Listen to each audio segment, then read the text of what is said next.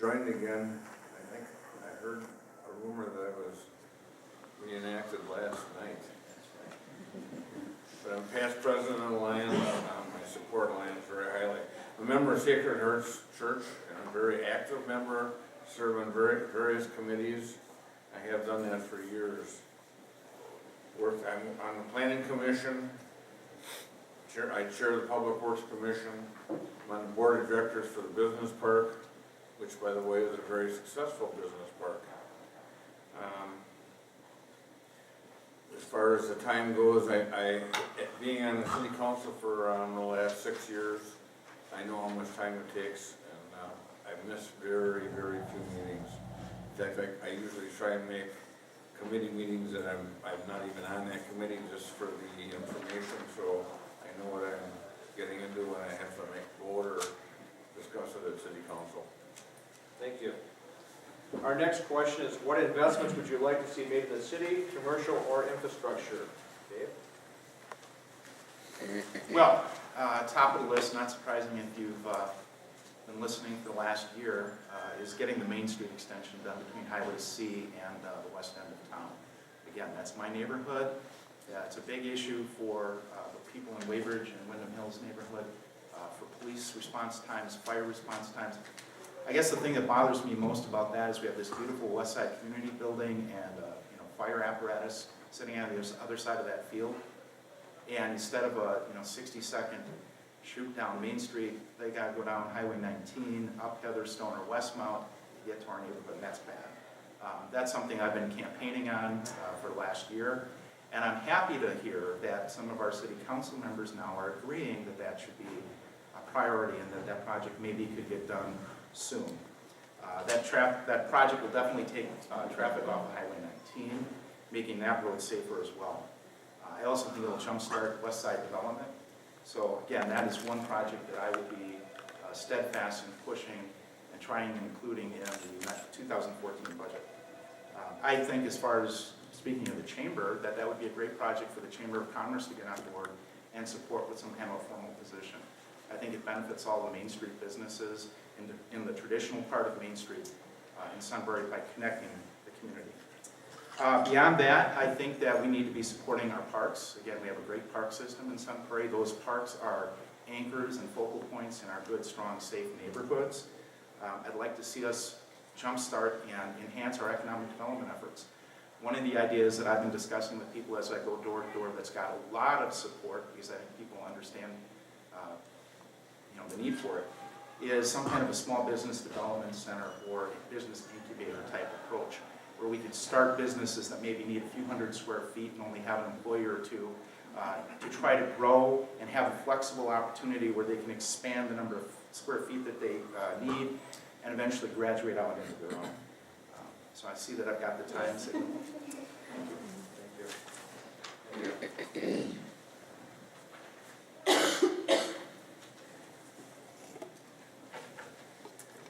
Sun Prairie's population is changing and growing, and as a city, we need to grow along with it while maintaining everything that we love about Sun Prairie.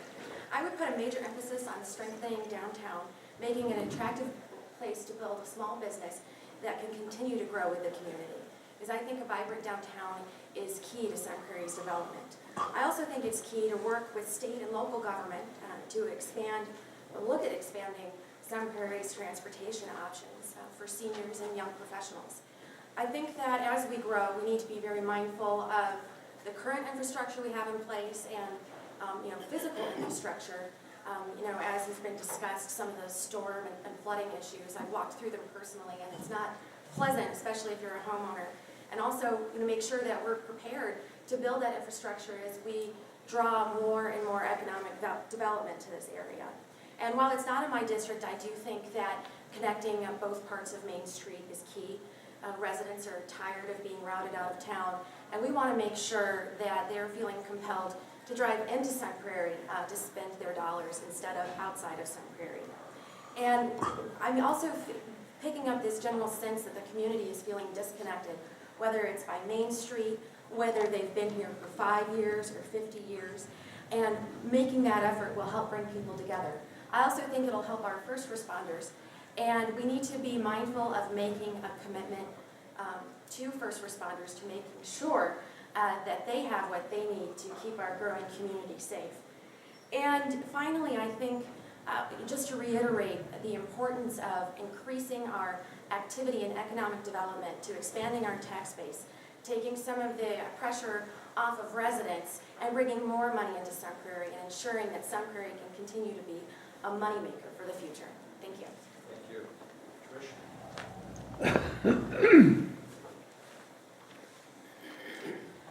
With regards to the future investments in the city, what I'd first like to say is that I am fully focused on the local bread and butter issues that involve our day-to-day lives in District 4 and Sun Prairie. They are so important to every one of us.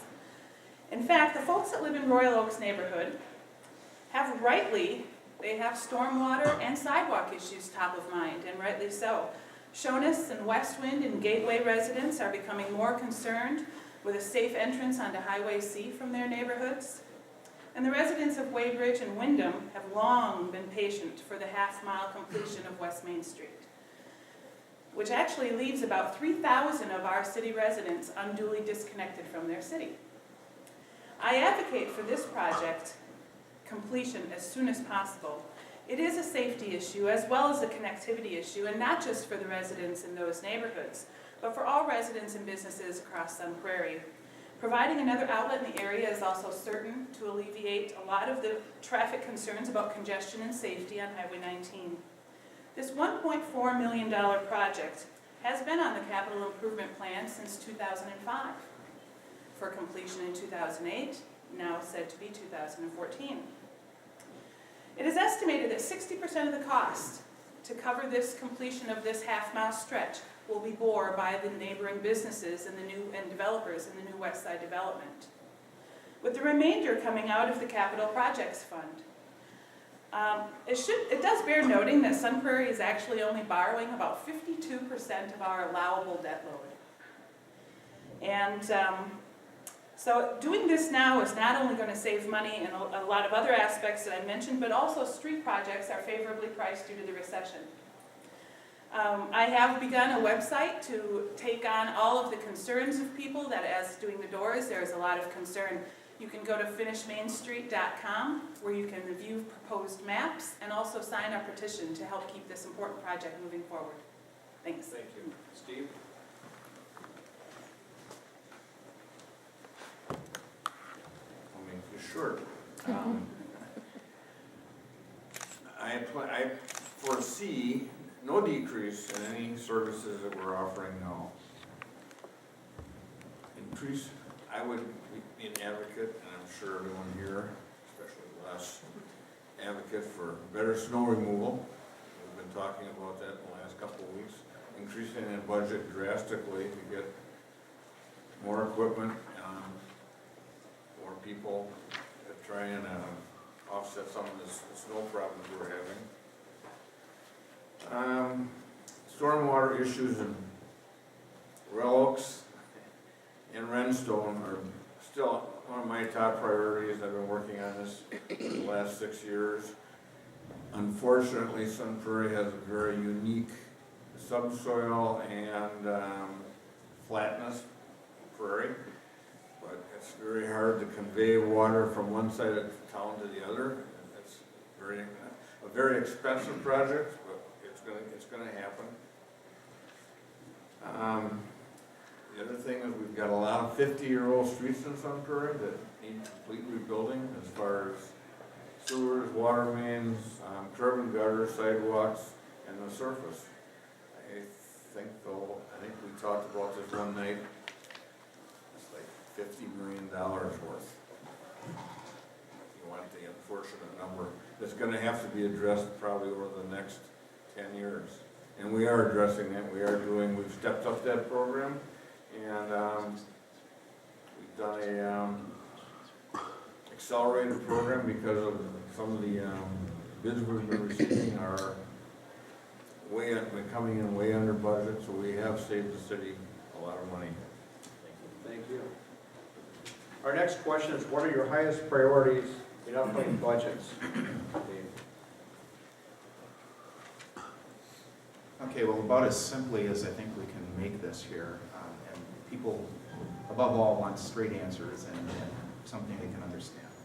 My top priorities as far as budget would be to control spending, expand our tax base, and do that through economic development, job creation, maximize revenues where possible, and reducing the tax bills if we can do that.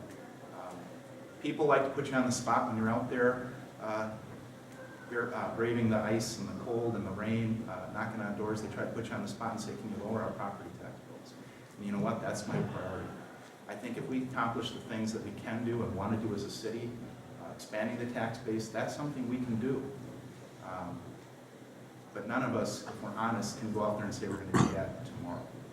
We can say that we're going to be responsible about our spending, prioritize the things that the community needs, and I think above all, when it comes down to it, if there's something that we need that we're not doing now, or if we need additional resources, we need to be honest with folks. Folks have told me repeatedly, Dave, I'm not asking you, tell me you're going to lower my property tax bill. In fact, if there's something that's going to cost me a little bit more, tell me how much it's going to cost and tell me how much that's going to add to my property tax bill. Then we can make an informed decision on it. And I guess that, more than anything, too, is what I would like to see us do. And it gets back to this idea of transparency in government. Let's be honest with people about what it's going to cost. And I think that honesty just carries over to a lot of things. So as candidates or city council members, we don't want to take credit for things we haven't done. We don't want to be out there saying we're going to do things that we can't deliver. We just need to be honest with folks, and I think that I'll be a straight shooter as the new District 4 council person and be an effective leader. Thank you. Thank you. Andrea.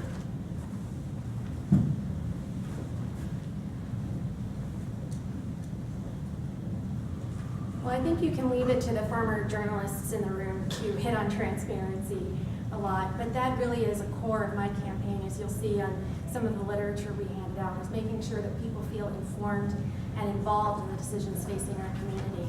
At the same time, I think there's a real energy out there among members of the community for Sun Prairie to be really innovative and look for ways that we can maximize our resources and bring in more revenue to preserve the Sun Prairie that we all value while being prepared for the future. These are tough economic times, and it's important to balance how we meet our bottom line and to communicate that to the people of Sun Prairie. Our hardworking families need to be given the information that they deserve, and they can't be held solely responsible for shouldering the entire financial burden we have. We need to keep property taxes down and have a cooperative approach with businesses to promote economic development. And the city needs to be clear on its stance that it's ready to assist businesses and let them know that they're welcome in Sun Prairie. We're at a great spot in this region. We're in a corridor between Milwaukee, Madison, and Chicago, and we're at a major intersection, and we have a real opportunity to market this city. We need to spur economic development, not only in retail and restaurants, but major industrial, high-tech players, biotech players who are looking to be right in this position. And these investments will bring more to our community, more in consumer spending, and create more opportunities for Sun Prairie businesses. We also need to take a very close look when we decide on some of these investments, what kind of jobs that they're bringing to this community, because we need to put an emphasis on well-paying full-time jobs.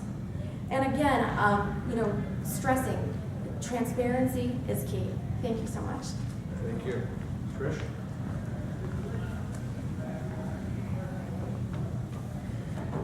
So, as I see the future of the budget with the City of Sun Prairie, smart and responsible growth are the largest challenges that we face in the immediate future. As a real estate professional, I am cognizant of the need for balance when it comes to commercial, residential, multi-use, and environmental allocations. Due to proper management, we are in an enviable position as a city to not have to be chasing around putting out fires and cutting core services. Now is the time to focus on our vision, our identity as a city. There has been much discussion about further positioning Sun Prairie as an athletic tournament destination. With our new high school, the proposed multi-soccer fields at Sheehan Park, and the double ice rink, which some schools like Monona Grove have already expressed interest in renting, We are well-positioned to make this happen. Driving all of these visitors through Sun Prairie will undoubtedly enhance our economy through tourism. And studies have shown that every dollar spent enhancing tourism delivers a $6 return in revenue to the community. And it's also of great importance for our public services to be able to keep pace with our city's growth and to ensure that we have the safest city possible. Although operationally sound and with a very good credit rating of AA2, Sun Prairie's economy is still recovering from the past few years of high unemployment and depressed property values. This is why I feel it is imperative that the city continue to do its part by not raising the city portion on property tax bills for our residents. Our new and growing business developments on the city's west side will continue to offset the tax burdens faced by our homeowners. Thank you. Thank you. Steve? Budget issues. Usually we start working on the budget probably June, July. Seems to take up 40% of our time during the year. It sounds real easy to cut the budget until you try it. I'm sure you can say we're gonna save $2,000 here, $4,000 there. In the scheme of things, when you have a $22 million budget, it doesn't change things. Because so much of the budget is people. And our council's tried very hard to keep every person that we have working for us. We went through that, we go through that every year, and we really work at that. But some of my budget things are West Main Street, of course, that's going to happen in 2014. Stormwater projects, which I've talked about before, that's an ongoing issue. What we call the North Koshkonong project that will help Royal Oaks and Redstone is going to be a huge project and give them a lot of relief. Again, snow removal.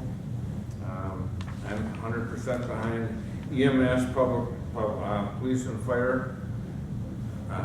Looking at all their budget requests and trying to work with them 100% on new equipment, people. The vehicle replacement program, when I first came on the council, we had a couple trucks in public works that I asked, why don't we have antique plates on these? Because there were actually holes in the floor, and the guys could see the road going under them. They were that rusty. We've done a great job on replacing some of that equipment, and I shouldn't just say we, it's all of us, we've all paid for it. But we've got some outstanding equipment now, and we plan on keeping it that way. Thank you. And where are we on time? We are at 1 o'clock. All right, we'll turn the meeting back over to Ann. Yes, and I just want to thank our candidates so much for your time and input today. I know you're busy folks, I really appreciate it. Boy, you guys must have practiced, because so many times it was just a few seconds right at the 2-minute mark, so thank you so much. Thanks.